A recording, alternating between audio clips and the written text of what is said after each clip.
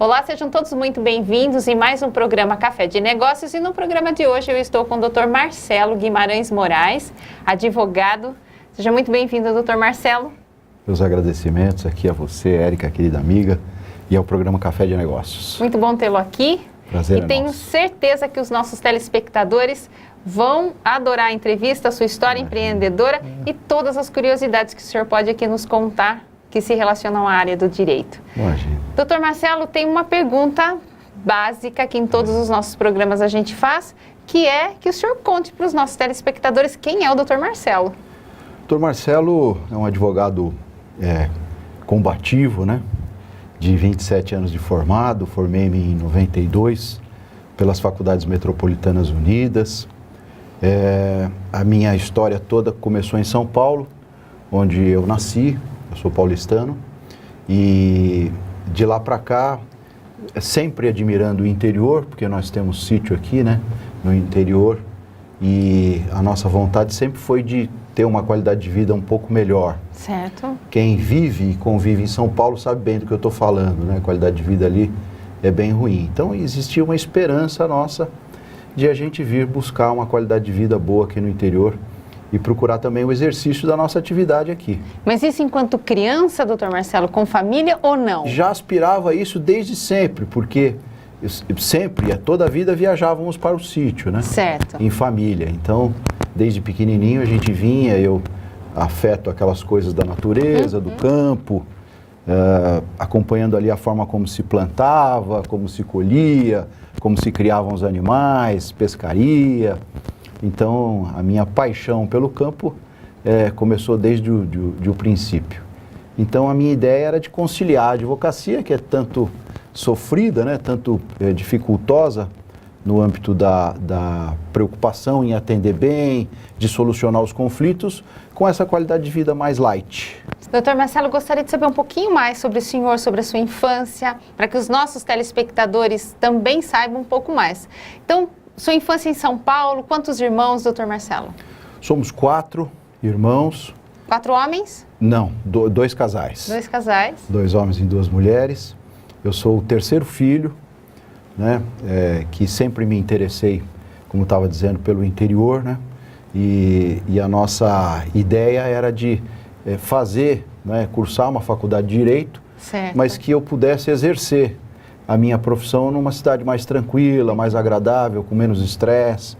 Esse era o propósito desde o início. Seus irmãos também são advogados? Não, meus irmãos não são advogados. Eu tenho uma pedagoga, que é minha irmã, uma psicóloga e um economista. Ah, que interessante. O único que resolveu trilhar os caminhos do direito fui eu mesmo. Só o senhor é advogado da família? Eu advogado e meu pai. Meu pai é advogado, mas ele não exercia a profissão de advogado, né? Ele trabalhava mais como consultor da indústria têxtil, era superintendente da ABIT, Associação Brasileira da Indústria Têxtil. Que interessante. E doutor Marcelo aí se forma em Direito e vem para Itu? Aí eu me formei no ano de 92, né?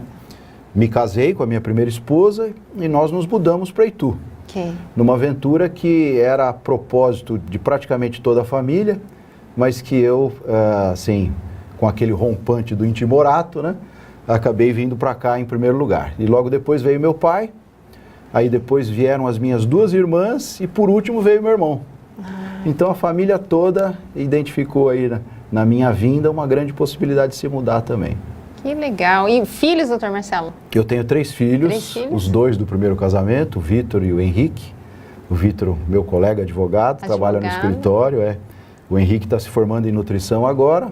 E a Maria Júlia com 8 aninhos ainda. Talvez. A minha princesinha. Talvez advogada. Que é veterinária. Veterinária. Que é veterinária. Não consegui ainda incentivar ela a esse ponto. Doutor Marcelo, quais são as suas áreas de atuação? Eu tenho 3 especialidades acadêmicas, né, em nível de pós-graduação. Tenho o Direito Processual Civil, Direito do Trabalho e o Direito Imobiliário voltado para a área de condomínio, pela PUC, essa última especialização. E qual dos 3 para o senhor é o mais desafiador? Eu acho que o mais desafiador para o advogado não são as especializações, né? Certo. É propriamente a resolução dos conflitos. Então, um aspecto bastante importante da maneira pela qual eu decidi abraçar essa profissão se despontou ali na minha juventude. É muito peculiar o que eu vou contar e muito engraçado ao mesmo ponto, Eu tinha aproximadamente 12 anos e eu fui à casa de um amigo que vi colecionando aquelas plaquinhas com o nome dos veículos. Ok. Então tinha lá, naquela época, vou contar um pouquinho da minha idade agora, naquela época, Passat TS, Brasília, né? E esse meu amigo colecionava, entre aspas, as plaquinhas dos carros. O senhor sabe que esses carros eu só conheço pelo YouTube. Você conhece só de ouvir falar, pelo né? YouTube. Eu imagino. E aí eu também passei a colecionar, né? Teve um dia que eu acordei e falei, eu vou colecionar. E nesse mesmo dia que eu resolvi colecionar, entre aspas, algumas plaquinhas, eu chamei meu pai, advogado, né? Experiente, e falei, pai, eu queria mostrar para o senhor a coleção que eu estou fazendo.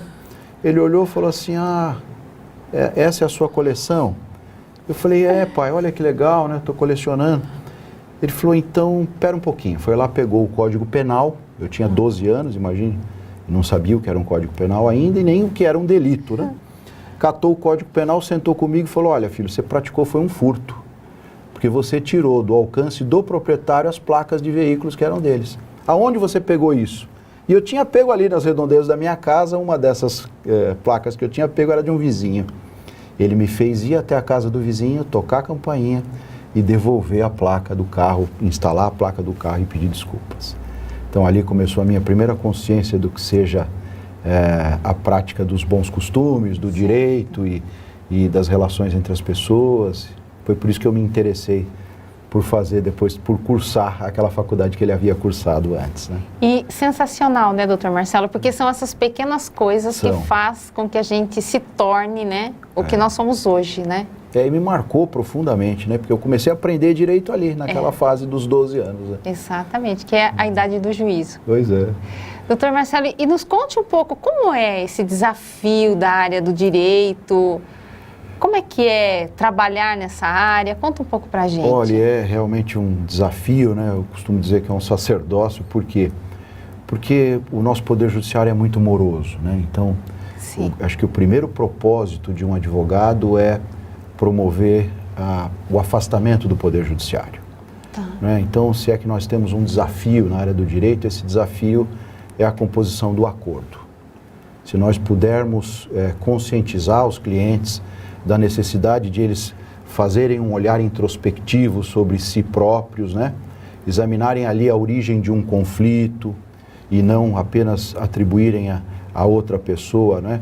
Todos os problemas do mundo, eu acho que nós estamos caminhando bem, porque se você judicializar tudo, o processo demora anos para ser resolvido, as pessoas ficam muito preocupadas, ansiosas, nervosas, às vezes deixam de dormir, prejudicam o relacionamento social por causa de uma ação judicial. Sim. Então, eu acho que o maior desafio nosso na área do direito, e é muito importante que eu esteja falando, tomara que eu impacte aí os corações dos jovens que estão pretendendo abraçar essa área, né? É promover a paz social. Eu acho que esse é fundamentalmente a nossa maior missão. A maior missão do advogado é contribuir para que as lides, as demandas, as brigas, elas sejam diminuídas ao máximo. Doutor Marcelo, e a gente não pode deixar de falar aqui que isso tudo é muito comportamental, né? Sem dúvida que é comportamental. Aliás, eu costumo dizer que o primeiro atendimento do advogado é psicológico. Eu ia falar agora isso. Né? Então, quando a gente recebe o cliente, a gente o faz assim, com aquela carga emocional, uma coisa impressionante, não é? Assim como acontece nos consultórios do psicólogo, né? Eu tenho também uma caixinha de lenços, porque isso também nos toca, nos emociona. As pessoas estão tangidas ali por problemas pessoais graves, né? Que decorrem ali dos conflitos que eles mesmos se incluíram. Então, é muito importante fazermos ali o SPA, né? Que eu costumo dizer, o sentir, o pensar e o agir. Certo. Que para a gente poder dimensionar as nossas ações, né? Ter uma ideia do que vai fazer, do que vai propor, das alternativas de solução para os conflitos. Eu acho que isso é fundamental. E o advogado tem um papel fundamental nisso tudo? O advogado, papel preponderante, né? Tem um artigo da Constituição da República, que é o 133, que diz que o advogado é indispensável ao exercício do direito, né? Da cidadania. Então, o advogado é fundamental. Sem advogado não tem ação, sem ação não tem poder judiciário, não tem juiz, não tem nada, né? Tanto que os advogados pugnam sempre por se colocarem na mesma direção, na mesma estratégia, na mesma posição dos magistrados, né? Porque merecem tanto respeito como os magistrados, os promotores de justiça Sim. e aqueles outros artífices do direito. Certo. Doutor Marcelo, algum caso curioso para nos contar? Caso curioso, bom, eu tenho vários, né? Conte-nos um.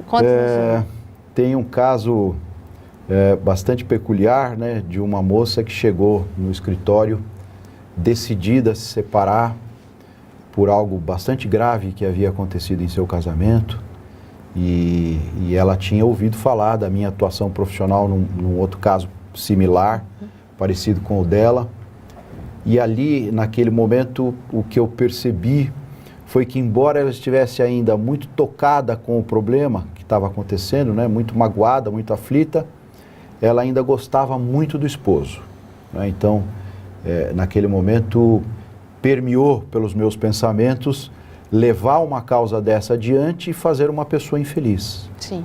Né? E ficamos ali algumas horas conversando, trocando ideias sobre relacionamentos, que eu acho que o advogado precisa fazer isso, né? Abordar com os clientes, principalmente os relacionamentos, que é daí que surge o conflito. E ela saiu convencida a pensar mais um pouco.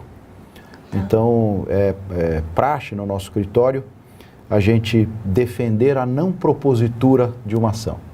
Que Né? interessante. Então, a gente não está ali para ganhar dinheiro, a gente está ali para ganhar a alegria e a felicidade de ver uma pessoa feliz, né? Contente com a decisão que ela tomou, se isso implicar na minha não contratação, né? No não prosseguimento do meu trabalho na área do Poder Judiciário, não tem problema nenhum, eu estou contente do mesmo jeito. Interessante. E como é que o senhor vê o perfil de outros advogados em relação a isso, doutor Marcelo? A gente, pelo exercício profissional do dia a dia, né, nota que os advogados ainda estão muito carentes dessa consciência, porque são muito belicosos, né, briguentos. Mesmo nas audiências, a gente nota os colegas querendo brigar com outros colegas, quando essa deve ser um encontro de composição, né, de ajuste, porque nós estamos livres, né, daquele problema relacionado com a emoção. Os advogados precisam permear mais a razão do que a emoção, e a gente encontra profissionais despreparados, infelizmente, né, motivados para o conflito. E acho que esse é o caminho inverso do que a gente deve fazer. Certo. O caminho mais apropriado é que os advogados se encontrem, que conversem com seus clientes, que vejam a possibilidade de saírem dessa sem um desgaste que o tempo provoca, né? E o senhor tem mais algum caso curioso para nos contar?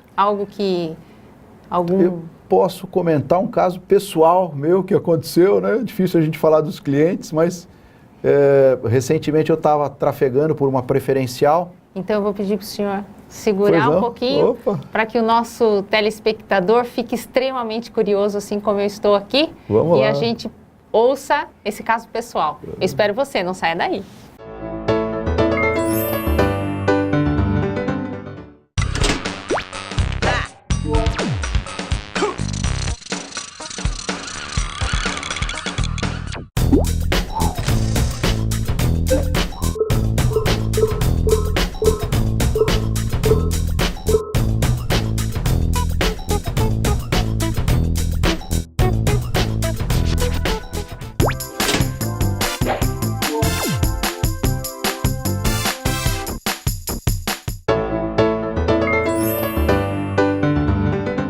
Estamos de volta em mais um bloco do nosso programa Café de Negócios e eu estou aqui com o Dr. Marcelo, advogado, que estava nos contando aqui sobre uma curiosidade e eu fiquei aqui morrendo de curiosidade de saber o que aconteceu. Conta para nós, Dr. Marcelo. De um caos que aconteceu comigo. Exatamente. Né? Trafegando por uma preferencial ali anexa à Marginal Tietê, na minha preferencial, e de repente um carro intercepta a via e eu não tive tempo de frear, porque não podia imaginar que ia cortar a via preferencial.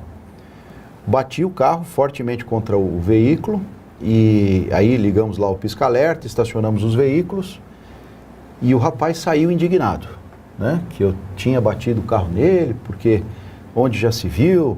Eu falei, olha, senhor, desculpe, Primeiro que já saí do carro gravando, né? Gravando e fotografando todo o acontecido, né? Eu fotografei o meu carro, fotografei o carro dele, ele olhando aquele meu comportamento e tudo, coloquei o celular gravando no bolso, falei, olha, primeiro que eu estava numa preferencial, foi o senhor que invadiu. Certo. E depois que o senhor, por favor, tenha calma, porque nós estamos diante só de um acidente de veículos, né?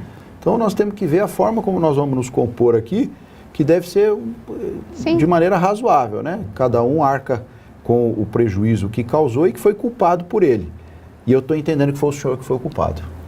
Não, porque isso é um absurdo e tudo. Aí eu o deixei falando sozinho, porque tinha visto um camelô ali na esquina onde houve o acidente, e eu tinha reparado que essa pessoa, esse senhor, tinha presenciado o acidente todo. E não vi que ele veio atrás, né? E ali, quando eu estava tomando ali o nome do senhorzinho, o telefone dele e tudo, ele começou a brigar com o camelô, né? E foi aí que ele indagou. Mas o senhor é advogado, por acaso? Eu falei, puxa vida, como é que o senhor identificou, né, que eu era advogado? Eu já estou aqui colhendo todas as provas, né? E isso foi determinante no fato dele reconhecer finalmente que ele foi o culpado. Sim. Né? A própria testemunha disse que ele havia invadido a preferencial. E eu consegui, num caso pessoal, também evitar o conflito judicial. E ele acabou me pagando pelo prejuízo que ele deu. Né? Doutor Marcelo, quando consultar um advogado, qual é o momento ideal? Eu costumo dizer que tem dois, né? Certo. Pela dor e pelo amor. Pela dor e pelo amor, Então, às vezes as pessoas recebem um mandado judicial, uma citação, sim, e precisam responder, né, representadas por um profissional da advocacia. Ok.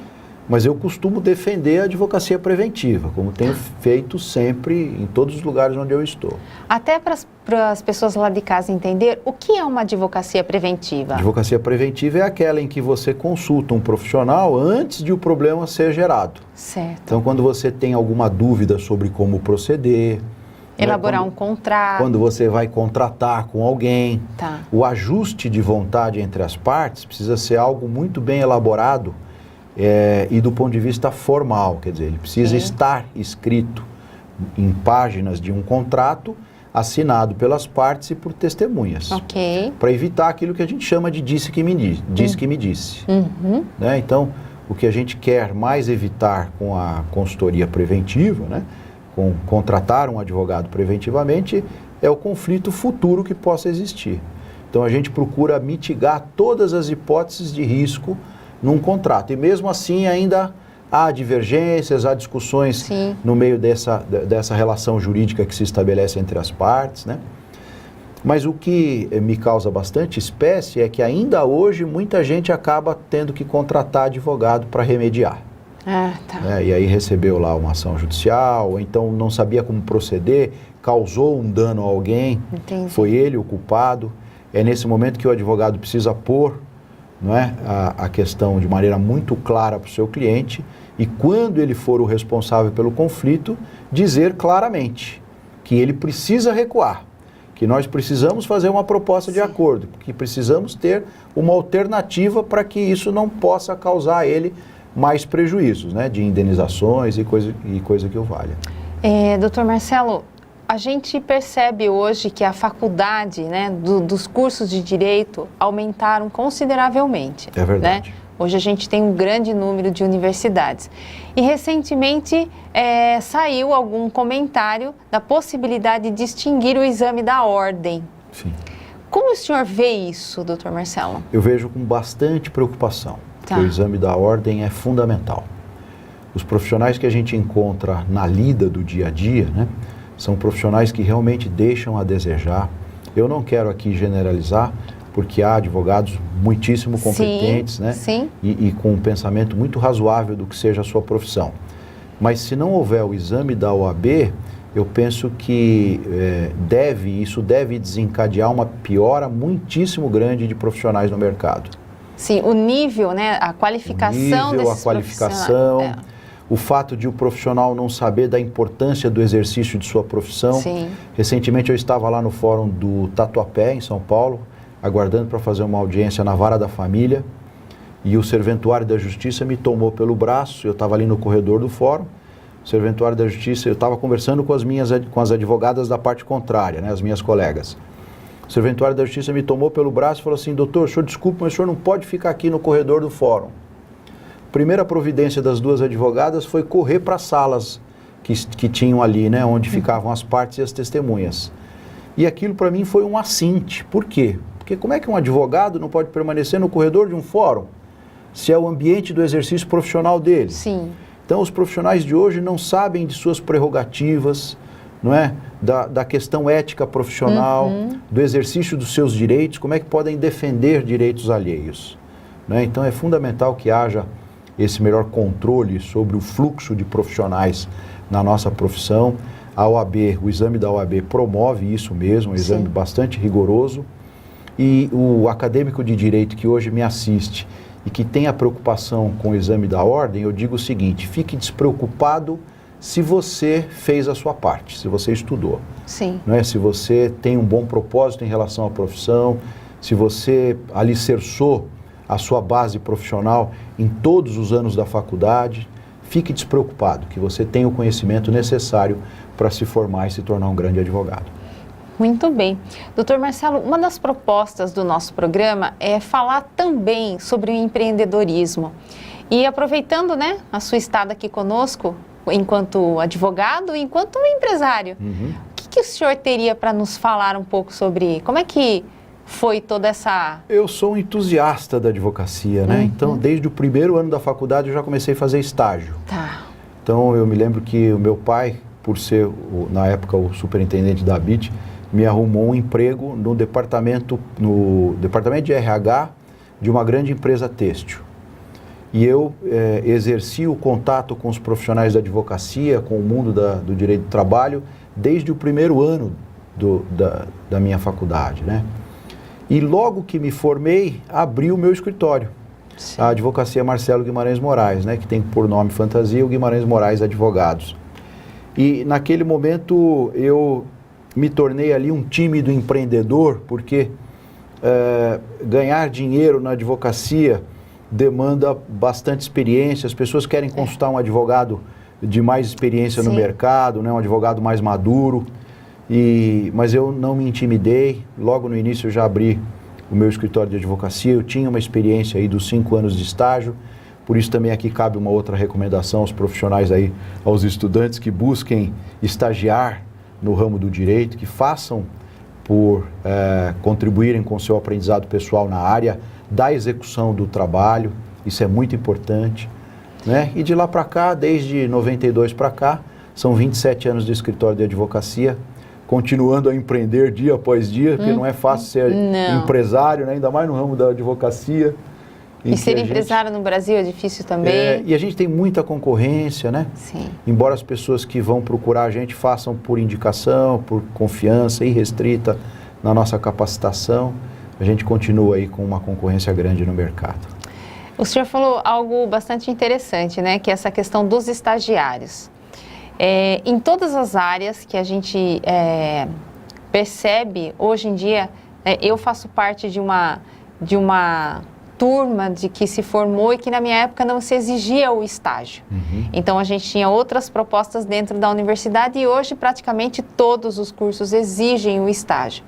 E a gente percebe duas vertentes aí. Então a gente vê anúncios onde o próprio empresário solicita que esse estagiário tenha experiência, que é uma coisa absurda. Como a gente, né, se é estagiário, ele não tem experiência, mas a gente vê anúncios. E como você tem a outra parcela do estudante que precisa aprender, mas aí ele também não quer se colocar muitas vezes na posição de estagiário, porque daí ele entende que a remuneração dele tem que ser como um profissional. O que o senhor falaria para esses jovens, né, para esse acadêmico da área do direito, a importância de começar realmente ali do básico, né, doutor Marcelo? O que o senhor falaria para esses estudantes entenderem isso? Essa necessidade de que é importante passar por todas as fases ali, né? O que eu diria é que eles aprendam a respeitar as etapas. Sim. Não é? O tempo cura todas as feridas e não é por acaso, né? Então, a gente sai para o mercado de trabalho, logo depois de formado, querendo ganhar muito. Sim. Querendo ganhar salários grandes, né? Salários pomposos. E nós precisamos ter a consciência de que o mercado deseja pagar bem para quem apresenta experiência né, para que essa remuneração seja justificada. Sim. Então, é importante fazer o estágio desde o primeiro ano da faculdade, eu volto a dizer isso, mesmo que estejam tendo ali o primeiro contato com o direito. Porque ali naquele momento não é o dinheiro, né? Porque ali, quem está recém-formado não pode privilegiar, não é uma boa condição financeira, tem que privilegiar o aprendizado. E que saiam para o mercado com esse propósito, né? Com esse objetivo, de angariarem experiência, para terem aí uma condição melhor depois no futuro, para poderem pensar em ganhar melhor, em cobrar melhor. Até porque eu acredito que o nome do profissional da área do direito, ele vai se despontando mediante os resultados que ele vai apresentando. Mas também ali cabe um parênteses, Érica, por quê? Porque o advogado não pode assegurar o ganho de causa. Sim. Né? O advogado precisa assegurar empenho profissional, sim. Precisa dizer que o cliente é um grande partícipe dessa vitória, sim. Porque se ele não tiver direito, né? Se ele não tiver condições, isso. E se a justiça não conspirar a favor dele, não adianta, a gente não faz milagre. Certo. Né? Então, é muito importante a gente ter essa consciência para o cliente, não imaginar que nós somos os todo-poderosos ganhadores de causa, né? Que vai ganhar a causa, né? Porque muitas vezes chega nesse ponto, né? Exatamente. Eu vou te contratar porque eu preciso ganhar a causa. Exatamente. Eu não quero perder, então eu vim aqui porque eu ouvi dizer que o senhor é bom. Isso. E eu vim aqui porque eu não quero perder. Então, aí eu digo, você já começou a perder. Primeiro porque eu não sei quem eu vou encontrar do outro lado.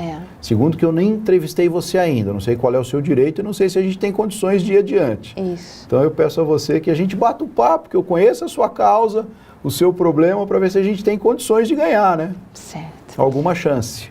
Doutor Marcelo, passaria aqui horas conversando com o senhor. Uma alegria grande estar aqui com Delícia você. de papo, de conversa. Vida.